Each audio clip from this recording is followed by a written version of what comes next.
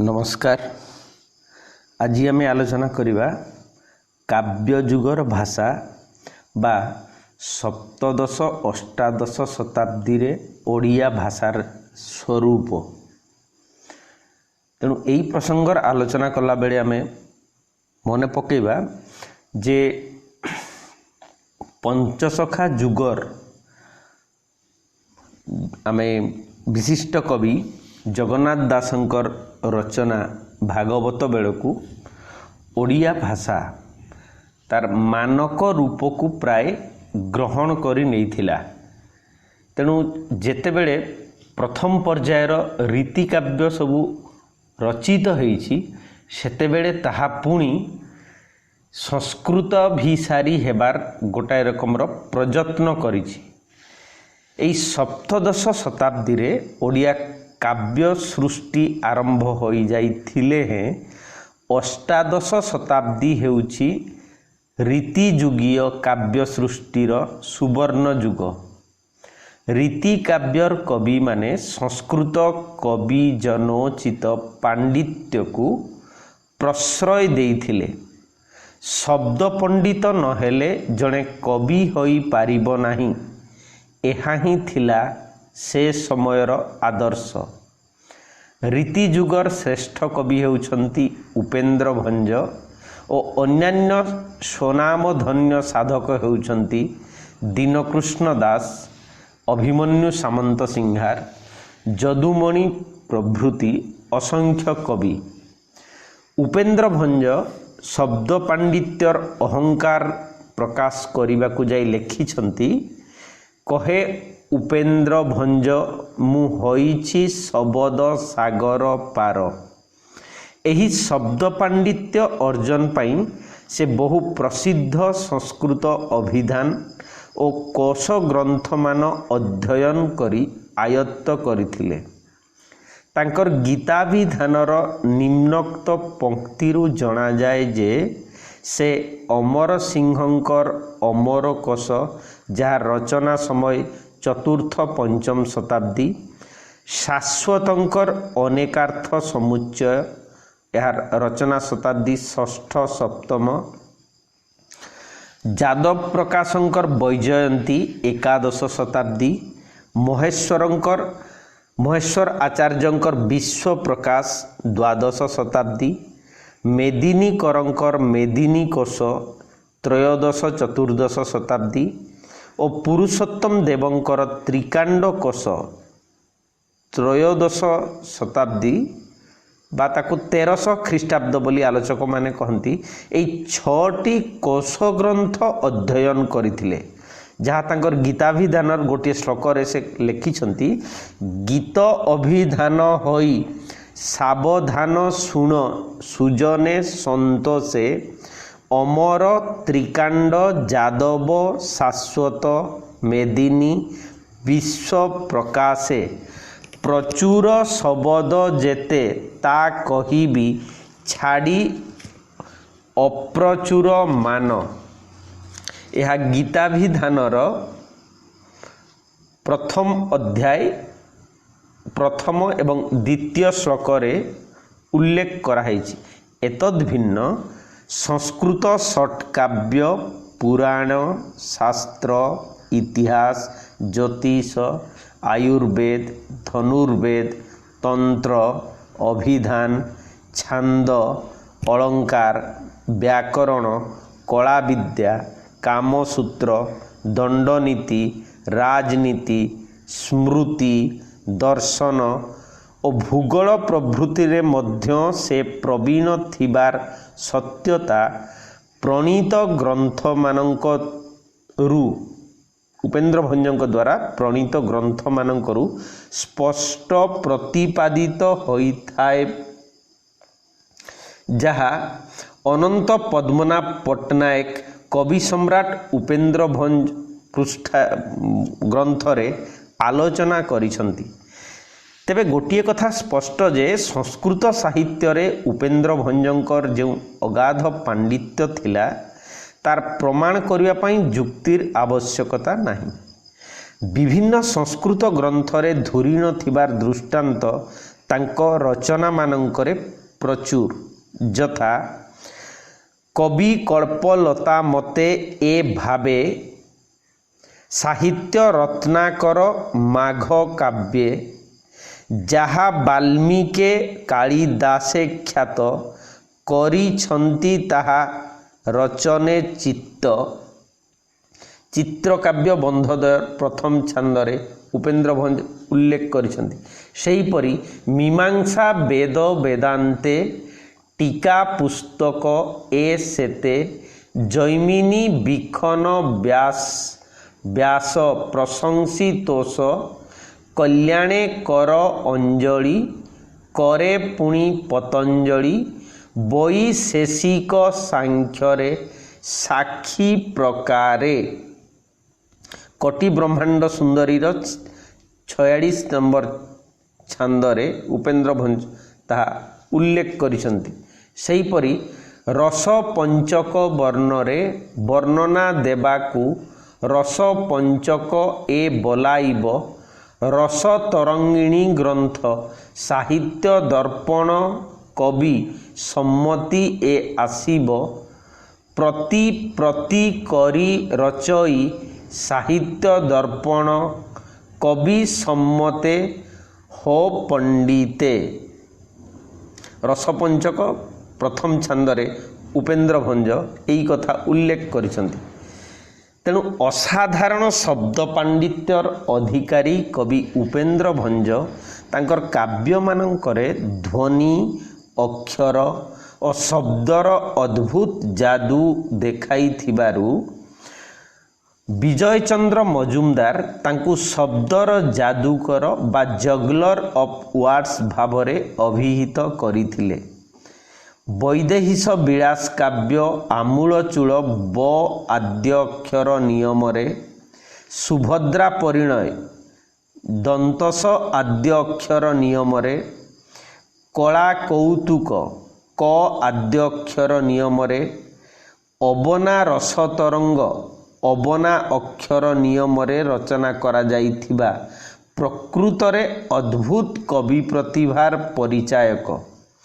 एही शब्दर जादू प्रदर्शन पाई से नाना प्रकार अनुप्रास जमक श्लेष अलंकार श्रृंखला सिंहावलोकन व्याघ्रगति अंतर्लिपि बहिर्लिपि च्युताक्षर दत्ताक्षर गमूत्र छंद विलोम मेषयुद्ध वक्रोक्ति एकाक्षर निरष्ठक सौष्ठक पुनरुक्ति बदाभास त्रिभंगी अबना प्रभृतिर आश्रय नेइछंती। गोटिए गोटिए काव्य केवल एही शब्द पांडित्य प्रदर्शन उद्देश्य रे ही रचित।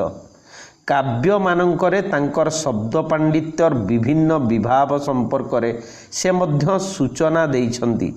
यथा प्रथमे आद्यजमक घेन शुद्धे चित्ते द्वितीय अबना मध्यजमक तृतीय छेकानुप्रासरे पुणी अति रमणीय चतुर्थे अद्भुत विरोधाभास पंचमे षष्ठे रूपक वृत्ति अनुप्रास सप्तमे अष्टमरे मनोरम सिंहावलोकन नवमे प्रांत जमक मानस रंजन दशमे त्रिभंगी एकादशरे रुचिर आद्य प्रांत जमक चित्तकु बस कर द्वादशे आश्रय जोड़ी जमक त्रिदशे चतुर्दशे दृष्टांतर अत्यंत सरसे अनुलोम प्रतिलोम पंचदशे घेन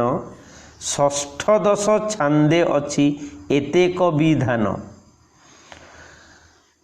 पुनरुक्ति बदाभास जन मनोहर दत्ताक्षर च्युताक्षर दौत च्युताक्षर एकाक्षर सौष्ठक निरष्ठक घेनी महाजमक सर्वजमक एहु बेनी जमक प्रधान करी जेणु कली गीत श्लेष छांद ନବିରଚି କଲି ସମାପତ ପ୍ରେମ ସୁଧାନିଧିର 16 ନମ୍ବର ଛାନ୍ଦରେ ଉପେନ୍ଦ୍ର ଭଞ୍ଜ ଏହା ଉଲ୍ଲେଖ କରିଛନ୍ତି। ସେହିପରି ପ୍ରାଚୀନ ଆଳଙ୍କାରିକମାନେ ବା ରୀତିଯୁଗର କବିମାନଙ୍କ ରଚନାରେ ଚିତ୍ରକାବ୍ୟକୁ କବିର ଅପୂର୍ବ ପାଣ୍ଡିତ୍ୟର ନିଦର୍ଶନ ରୂପରେ ଉପେନ୍ଦ୍ର ଭଞ୍ଜ ବିଚାର କରିଛନ୍ତି। ଏଥିରେ ଶବ୍ଦ ଜ୍ଞାନ ସହିତ ଶବ୍ଦ ଗଠନ କୌଶଳ ଜଡ଼ିତ ଥିବାରୁ ବହୁ କବି ଏ କ୍ଷେତ୍ରରେ ଅଗ୍ରସର ହୋଇପାରି ନାହାନ୍ତି, କିନ୍ତୁ ମୁଷ୍ଟିମେୟ କବି ନିଜର ପାଣ୍ଡିତ୍ୟର ପ୍ରକର୍ଷ ପ୍ରଦର୍ଶନ ନିମିତ୍ତ ଚିତ୍ରକାବ୍ୟ କ୍ଷେତ୍ରରେ ପାଦ ଦେଇଛନ୍ତି। ଉପେନ୍ଦ୍ର ଭଞ୍ଜଙ୍କର ପୂର୍ବରୁ ଚିତ୍ରକାବ୍ୟ ଥିବାର ପ୍ରମାଣ ନାହିଁ। ତାଙ୍କ ପରେ ସଦାନନ୍ଦ କବିସୂର୍ଯ୍ୟ ବ୍ରହ୍ମା, ଅଭିମନ୍ୟୁ ସାମନ୍ତ ସିଂହାର, ଯଦୁମଣି ପ୍ରଭୃତି ସ୍ୱଳ୍ପ ସଂଖ୍ୟକ କବି ଏ କ୍ଷେତ୍ରରେ ଯଶ ଅର୍ଜନ କରିଛନ୍ତି, କିନ୍ତୁ ଓଡ଼ିଆ ସାହିତ୍ୟରେ ଉପେନ୍ଦ୍ର ଭଞ୍ଜ ଚିତ୍ରକାବ୍ୟ ରଚନାରେ ଶ୍ରେଷ୍ଠ ସିଦ୍ଧିର ଅଧିକାରୀ ଓ ତାଙ୍କର ଚିତ୍ରକାବ୍ୟ ବନ୍ଧୋଦୟ ହେଉଛି ଚିତ୍ରକାବ୍ୟର ଶ୍ରେଷ୍ଠ ଆଦର୍ଶ। ଏଥିରେ କବି ଅଟ୍ଟାଳି, ସୂର୍ଯ୍ୟରଥ, ପ୍ରାସାଦ, ପୀଢ଼, ବିମାନ, ମଣ୍ଡପ, ମହାରଥ, ପୁଷ୍ପକ ରଥ, ପ୍ରାଚୀନ ରଥ, ଚକ୍ର, ପଞ୍ଚମତ୍ସ୍ୟ, ଯୁଗଳ ନାଗ, ଗଳମତ୍ସ୍ୟ, ଶୂଳ, ଖଡ୍ଗ, ପରଶୁ, ପୁଚ୍ଛ, ମତ୍ସ୍ୟ, ଶଙ୍ଖ, ଷୋଡ଼ଶ ଦଳ, ଶିବଦଳ, କବାଟ, ଅଷ୍ଟଦଳ, ଦପୁରୀ, ଆବୃତ ପଦ୍ମ, ଚତୁରଙ୍ଗ, ଅଶ୍ୱଗତି, ଗୁଚ୍ଛ, ଗଦା, ଡମ୍ବରୁ, ବଜ୍ର, ଶକଟ, ନାଗନାଡ଼ି, କୁର୍ମ, ଗୋମୂତ୍ର, ବାଣା, ଜ୍ୟୋତିଶ୍ଚକ୍ର, ରବା,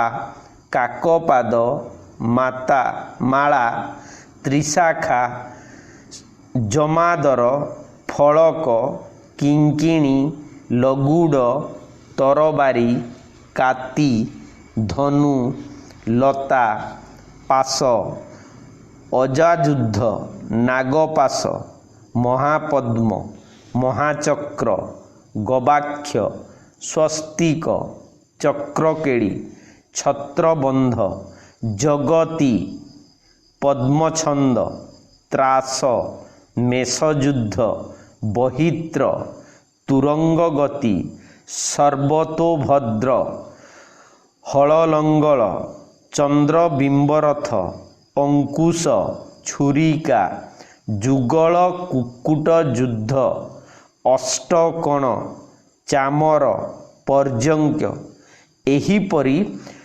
84ଟି ବନ୍ଧର କବିତା ରଚନା କରାଯାଇଛି।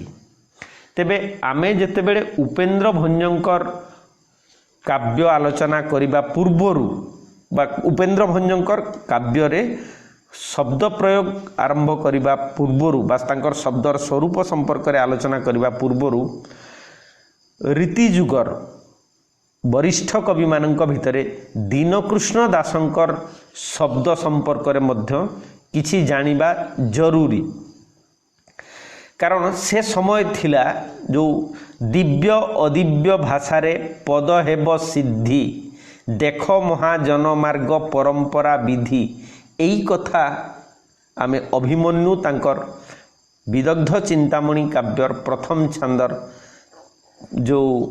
ପ୍ରଥମ ଛାନ୍ଦରେ ଉଲ୍ଲେଖ କରିଥିଲେ। ତେଣୁ ଦୀନକୃଷ୍ଣ ଦାସ ଯେହେତୁ ବୟୋଜ୍ୟେଷ୍ଠ କବିମାନଙ୍କ ଭିତରେ ରୀତିଯୁଗର ସେ ହେଉଛନ୍ତି ପ୍ରଥମ ପର୍ଯ୍ୟାୟରେ ଆସନ୍ତି, ତାଙ୍କର ଯେଉଁ ମାଷ୍ଟରପିସ୍ ବା ସର୍ବଶ୍ରେଷ୍ଠ ରଚନାରେ ଆମେ ଦେଖିବା ସେ କେଉଁ ରକମର ଶବ୍ଦ ସଂଯୋଜନା ଉପରେ ଗୁରୁତ୍ୱ ଦେଇଛନ୍ତି। ଏବଂ ସେହି କ୍ରମରେ ରସକଲ୍ଲୋଳର ଓଡ଼ିଆ ଭାଷାକୁ ଯଦି ଦେଖିବା, ଯାହା କ ଆଦ୍ୟ ଅକ୍ଷର ନିୟମରେ ରଚିତ, କମଳ ନେତ୍ରୀ କମଳା ପ୍ରାଣନାୟକ, କଳା ପର୍ବତରେ ଲୀଳା କରି ଅନେକ, କଲେ ଇଚ୍ଛା ମନେ ହେବ କଂସ ଅନ୍ତକ, କଲେ ଇଚ୍ଛା ମନେ ହେବା କଂସ ଅନ୍ତକ, କରିବା ଉଶ୍ୱାସ ମହିଭାରା ଯେତେକ। ତେଣୁ କବିଙ୍କର ଭାଷାରେ ଯେ କ ଅକ୍ଷରରେ ହୋଇଛି ନିୟମ, କଥା ନହେ ଦିବ୍ୟ ଅଦିବ୍ୟ ସମ, କେତେ କୌତୁକ ଅଛନ୍ତି ଏଥି, କେବଳ କ୍ଷୀର ସିନ୍ଧୁ ପ୍ରାୟ ମନ୍ଥି, କର ରସ ଜାତ କରି ଧିଷଣା ମନ୍ଦର ପର୍ବତ। ସେହିପରି କବିଙ୍କର ଗ୍ରୀଷ୍ମ ଋତୁ ବର୍ଣ୍ଣନାରେ କବିଙ୍କର ଭାଷା ଶୈଳୀ ବେଶ ଆକର୍ଷଣୀୟ ହୋଇଛି। ଯଥା କ୍ରମେ ମଧୁଶେଷ ହୋଇଲା ପ୍ରବେଶ, ହୋଇଲା ଗ୍ରୀଷ୍ମ ସମୟେ, କର ମାଳି କର ମହାଖର ତର, କମଳ କୁମାର ପରାଏ, ସୁଜନେ କି କହିବା ମହି ତପତ, କରାଇଲା ନୃତ୍ୟ ପଥିକ ପଦକୁ, ସଂଗ୍ରାମ ଭୂମି ଅଶ୍ୱମତ। ଗ୍ରୀଷ୍ମ କାଳରେ ଗୋପାଙ୍ଗନାମାନଙ୍କର ଯମୁନାରେ ଜଳକେଳି ସମୟର ସଭା ବର୍ଣ୍ଣନାରେ ଦୀନକୃଷ୍ଣ ଦାସଙ୍କର ଭାଷା ଶୈଳୀ ଏଠାରେ ଲକ୍ଷ୍ୟ କରାଯାଇପାରେ। ଯଥା କଳାକାର ହାସି କମଳ ସୁବାସୀ, କ୍ରୀଡ଼ା ମାନସ କଳହଂସୀ, କୃଷ୍ଣ ମନ ମୀନ ଆକର୍ଷ ବଡ଼ସି, କନ୍ଦର୍ପ ଦର୍ପ ତମ ଶଶୀ, ସୁଜନେ କାମ ତରଙ୍ଗିଣୀ ତରଣୀ, କରନ୍ତେ ଗମନ ଅତି ଶୋଭାବନ, ଦିଶଇ ଧରଣୀ ସରଣୀ। ରସକଲ୍ଲୋଳର 21 ନମ୍ବର ଛାନ୍ଦ। ତେବେ ଏତଦ୍ ଭିନ୍ନ ଦୀନକୃଷ୍ଣ ଦାସ ରସକଲ୍ଲୋଳ କାବ୍ୟର କେତେକ ସ୍ଥାନରେ ଅତି ସୁନ୍ଦର ସବୁ ଅତି ସୁନ୍ଦର ପଦ ସବୁ ଲୋକ ଭାଷାରେ ବା କଥିତ ଭାଷାରେ ପ୍ରୟୋଗ କରି କାବ୍ୟର ସୌନ୍ଦର୍ଯ୍ୟ ମଧ୍ୟ ବୃଦ୍ଧି କରିବାରେ ପ୍ରଯତ୍ନ କରିଛନ୍ତି। ଯେପରି ସେଇ ରସକଲ୍ଲୋଳର ଦ୍ୱିତୀୟ ଛାନ୍ଦରେ ଗୋଟେ ବାକ୍ୟ ପଦ ହେଉଛି ଏପରି, କୁଆଁ କୁଆଁ ବାଣୀ ଶୁଣି ଉଠିଲେ ରକ୍ଷକ ଶ୍ରେଣୀ, କହିଲେ କଂସକୁ ଯାଇ ନିଶି ଶେଷରେ, କରିବ ତୁମ୍ଭେ ଏତକ, କଅଁଳା ପୁଅ ଯେତେକ, ମାରିବାକୁ ଯେ ଯାହାରେ ରହିବ ଟାକି। ପୁଣି କେତେକ ସ୍ଥାନରେ ଅତ୍ୟନ୍ତ କ୍ଳିଷ୍ଟ ଶବ୍ଦର ସଂଯୋଜନା ମଧ୍ୟ କରିଛନ୍ତି ଏବଂ ଏଥିରୁ କବିଙ୍କର ପାଣ୍ଡିତ୍ୟ ଓ ବହୁ ଅର୍ଥ ଶବ୍ଦ ସଂଯୋଜନାରେ ପଟୁତା ପ୍ରକାଶିତ ହେଇଛି। ଯେପରି କରି ଫଣି ମଣି କର ଶୟନେ, କରି ଅଛନ୍ତି ସୁଖେ ଯେ ଶୟନ, ଇଏ ହେଉଛି ରସକଲ୍ଲୋଳର ତୃତୀୟ ଛାନ୍ଦର। ସେହିପରି କମଳ କୁମାର କୁମାର ସାପେ, କୁବେର ପୋଏ ଥିଲେ ବୃକ୍ଷ ରୂପେ, ବା କର୍ପୂର ଚନ୍ଦନ କଶ୍ୟପ ନନ୍ଦନ, କଇରି ପକ୍ଷେ ବଳିଲା, ଇଏ ବି ସେଇ ତୃତୀୟ ଛାନ୍ଦରେ। ତେଣୁ ଆମେ ଦେଖୁଛେ ଯେ କାବ୍ୟଯୁଗର କବିମାନେ ବିଶେଷ ଭାବରେ ଦୀନକୃଷ୍ଣ ଦାସଙ୍କର ଭାଷାରେ ମଧ୍ୟ ଅଧିକ ତତ୍ସମ ଶବ୍ଦର ବାହୁଲ୍ୟ ଦେଖାଦେଇଛି, ଯଦିଓ ଲୌକିକ ଶବ୍ଦକୁ ମଧ୍ୟ ସେ ସମ୍ପୂର୍ଣ୍ଣ ଭାବରେ ପରିତ୍ୟାଗ କରିନାହାନ୍ତି। ତେବେ ଉପେନ୍ଦ୍ର ଭଞ୍ଜଙ୍କର କାବ୍ୟରେ ଓଡ଼ିଆ ଭାଷାର ସ୍ୱରୂପ ଆଉ ଟିକେ ଭିନ୍ନ ଭାବରେ ମଧ୍ୟ ଆମେ ଦେଖିପାରିବା। ଯଥା ଯଦି ଦେଖିବା ଧ୍ୱନିର ପରିବର୍ତ୍ତନ, ସେ କ'ଣ କରିଛନ୍ତି ନା ସଂସ୍କୃତ ଧ୍ୱନିକୁ ସେ ପ୍ରାକୃତ ଅପଭ୍ରଂଶ ଶୈଳୀରେ ଓଡ଼ିଆରେ ସେ ଏପରି ରୂପାନ୍ତର କରିଛନ୍ତି। ଯେପରି ସ ମୂର୍ଧନ୍ୟ ସକୁ ସେ ଛରେ ରୂପାନ୍ତରିତ କରିଛନ୍ତି। ଯେମିତି ତାହା ହେଉଛି ଷଡ଼ମୁଖ ସଂସ୍କୃତରେ, ଯାହାକୁ ସେ କରିଛନ୍ତି ଛଡ଼ମୁଖ ଛାନ୍ଦଭୂଷଣ କାବ୍ୟରେ। ସେହିପରି ତପ ତପ ଯେଉଁଟା ତରେ ପଫଳା ତପ, ମାନେ ସେ କରିଛନ୍ତି ତତ୍ପରକୁ ତତପର, कटि ब्रह्मांड सुंदरी रे सेहीपरि मंत्र मंत्र को से मंतर करिसंती से कटि ब्रह्मांड सुंदरी रे सेहीपरि प्राप्ति को से प्रापति करिसंती कटि ब्रह्मांड सुंदरी रे सेमती गौरव को औ को से औ करिसंती गौरव लावण्यवती रे सेहीपरि कला कौतुक को से करिसंती कुड़ी कुतुक औ को से कुतुक करिसंती सेहीपरि औ को उ मध्य करिसंती मुग्ध को मौग्ध मौग्ध कटि ब्रह्मांड सुंदरी रे सेहीपरि उ को ओ मध्य से करिसंती जेमिति जोटा अछि ओलट ताकू से उलट करिसंती माने ओलट कदली वृक्ष पराए जो कथा अछि ताकू से उलट करिसंती अनेक जगह रे ध्वनि को नुआ ध्वनि को आनिछंती जेमिति र ध्वनिर आगम हेछि धइले से जगह से करिसंती धरिले कटि ब्रह्मांड सुंदरी रे सेमती ह ध्वनिर आगम घटिछि गेलाई जोटा गेल्हाई वैदेहिश विलास काव्य रे तेबे विभक्तिर जदि आमे आलोचना करिबा उपेन्द्र भंज प्रथम विभक्तिर एक वचन रे एर मध्य प्रयोग करिसंती जेपरि रमणीय वैदेहिश विलास रे सेपरि द्वितीय और चतुर्थी विभक्ति रे कु एवं की ओ की प्रत्ययर से व्यवहार करिसंती जेमिति कु प्रत्यय यदि देखिबा त्रिपुर पीडकु कटि ब्रह्मांड सुंदरी रे बा ठाबकु रस लेखा रे की प्रत्ययर उदाहरण यदि देखिबा जौबनिकी कटि ब्रह्मांड सुंदरी रे बा कति की प्रेम सुधा निधि रे जही की तही की कला कौतुक रे सेपरि की तुही की सुभद्रा परिणय काव्य रे सेपरि तृतीय विभक्ति रे ए प्रत्यय कथने कटि ब्रह्मांड सुंदरी रे सेपरि छंदभूषण रे कतुके सेपरि तृतीय रे मतु आल रे सुभद्रा परिणय काव्य रे पंचमी विभक्ति रु आकाशरु कटि ब्रह्मांड सुंदरी रे अनुभवरु सुवर्ण रेखा लाजरु लावण्यवती उ एथु कटि ब्रह्मांड सुंदरी केसु वैदेहिश विलास रे कान्हु लावण्यवती रे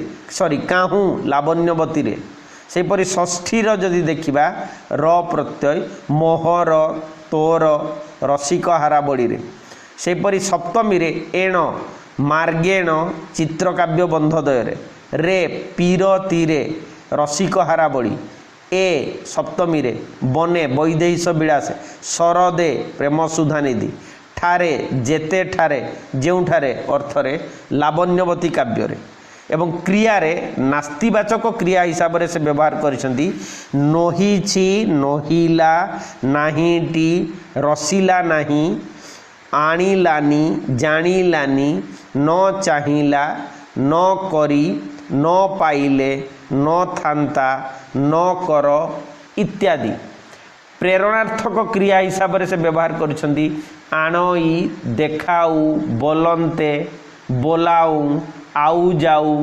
घेनाइबी बाहुडाई बोलाई फिटाई रसाइले छड़ाइब बढ़ाइले घेनाई चसाइले पकाइबी इत्यादि असमापिका क्रिया उपेन्द्र भंज जहाँ व्यवहार करिसंती ताहा होजी होई तेजाई अनाई लेखी अनुसरी छाड़ी धरी देई डाकी हाकी इच्छी समर्पी तिंती त्यजी अणाई भियाई जोगाई, बुलाई, बड़ाई, लुचाई इत्यादि। यौगिक क्रिया यथा जाऊ थाई, करी अछि, चाहू थाई, भाड़ुछंती, लुचाई नहे, किदारुछि, लेउटाई, पड़ीथिला, हेउथाई, शुणुथाई, जाई जाई इत्यादि। क्रिया रे टी प्रत्यय रो व्यवहार हेला टिकी, करिबाटी, नाही टी, जीवटी, नही बटी, बली बेटी। सेहीपरि त प्रत्यय कहूत, अछईत, अटईत, बहुत, आसीत। सेहीपरि क प्रत्यय देबाक, पड़िलाक, देलाक, सोईलाक। सेहीपरि निकी प्रत्यय नड़ी बनिकी माने लड़ी बनिकी। नी प्रत्यय हेलानी, कलेनी, फुटिलेनी, हेलेनी। सीना प्रत्यय संपादिका सीना, ओइले सीना। ये सब कटि ब्रह्मांड सुंदरी रे व्यवहार करिसंती। तेबे उपेंद्र भंज किछि प्राचीन शब्द प्रयोग करिसंती जहाँ संप्रति प्रायतः आउ व्यवहृत हेउ नाही। तन्मध्यरे जेमति भणई, कुतुक, बेनामी, नमीण, केबा, धियाई, करपईठी, उलट, मुरती, अठाकाठी, ततपर, सियुकार, बयाणई, बयनबे, आउजाई, होए, पुण, झटती, मणई, बोइला, ठाठिके, पहंडे, झगड़ी, झमट मक, ठाब, भियाई, पैठ, सुझाउण, थोइला, ग्रीसम, छाड़ी निकी, परशंसा, धड़सी, दूजे, पैठ, देई, भोथी। एबे देखिबा अभिमन्यु सामंत सिंहारंकर काव्य रे ओडिया भाषार रूप। अभिमन्यु सामंत सिंहार विदग्ध चिंतामणि होउछि तांकर मध्ययुगीय काव्य साहित्यर मथामणि बोली आलोचक माने कहंती। जहाँकि से कहिछंती जे एही काव्यर प्रथम छंद रे ही दिव्य अदिव्य भाषा रे पद हेब सिद्धि, देख महाजन मार्ग परंपरा विधि। तेणु दिव्य कहले संस्कृत जोटा को तत्सम एवं अदिव्य अर्थ होछि प्राकृत अपभ्रंश बा आमे तत्कालीन ओडिया भाषा रे से काव्य रचना करिसंती बोली कहिसंती। एतद् भिन्न से जो विभिन्न संस्कृत आलंकारिक ग्रंथ जेमति दन्नीकर काव्यादर्शर उक्तिर प्रतिध्वनि मध्य से तांकर काव्य रे देखिबा को मिली थाए। इह शिष्टानु शिष्टा नामनु शिष्टानां सर्वथा वाचमेव प्रसादेन लोक यात्रा प्रवर्तते। एवं एही धारा रे विचार कले कवि अभिमन्यु संस्कृत, प्राकृत और देशीय बा देशज भाषार सिद्ध शब्दावली रे विदग्ध चिंतामणि भलिया काव्यटी को रचना करिसंती। तांको भाषा रे रीति बा मार्ग प्रति दृष्टि देले जना जाए कविंकर प्रदत्त भाषा रीति प्राकृतिक परंपरागत। विदग्ध चिंतामणि काव्यर बहु छांदरे दिव्य बा संस्कृत भाषा बहुल शब्द प्रयोग होइथिले मध्य ताहा काव्यमदी पाठक निकटरे क्लिष्ट बोध होई नै। अवश्य काव्य आरंभ रे कवि जो शैलीर व्यवहार करिसंती शेष पर्यंत सेही शैली अक्षुण्ण रहिथिले मध्य केतोटी छांदरे तार व्यतिक्रम रही। केतेक छांद अति सरल भाषा रे रचित होईची तो आउ केतोटी रे अपेक्षाकृत क्लिष्ट संस्कृत शब्दर बहुल प्रयोग होईची। विशेषकर तत्व विचार बा कथन समय रे कवि यार बहुल व्यवहार करिसंती। तेबे आलोच्य काव्य रे विदग्ध चिंतामणि काव्य रे अभिमन्यु अनुप्रास जमक आदि अलंकार व्यवहार करी बहु कमल वर्ण विशिष्ट पदावली रचना करिसंती, जहाँकि बेस भावानुगत और भाव व्यंजक से ललित पदावली मध्यरु कविंकर भाषा शैली संपर्क रे अनुमान करा जाई पारिबो। तार एक दृष्टांत होउची एमिति दिनु दिनु बढ़ाइले पीरती हट नाट काहीं केते करंती। सेहीपरि ये विदग्ध चिंतामणि रही सब दृष्टांत। से नगरे जेते पति बरती ताहांकर हेला मन आरती से धरी नहिला धीरती जे। तृतीय छंदरे सेहीपरि कररे देई कर पैठिकी कहूछंती कान्हू के पेंठिकी तू मोर समान हृद गंठिकी मने न रखिबु कथा गंठिकी। तृतीय छंदरे तेबे अन्य पक्षरे काव्यर केतोटी चरण रे अत्यंत क्लिष्ट शब्दर मध्य प्रयोग करिसंती, यथा मद विघूर्णित अळप रंग से ढुलता काम सारंग जे ललित भंगिमा प्रसंगे नाचई गंजीब पाई सारंग जे।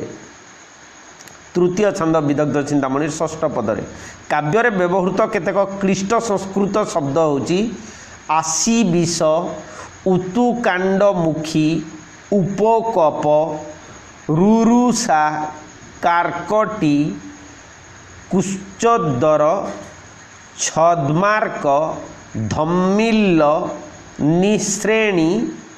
ध्वनि तत्व दृष्टि विचार कले केतेक संयुक्त व्यंजन ध्वनिर सरलीकरण करिसंती अभिमन्यु सामंत सिंहार, यथा त्न संयुक्त व्यंजन वर्ण त्न रत्न को से रतन करिसंती विदग्ध चिंतामणि रे।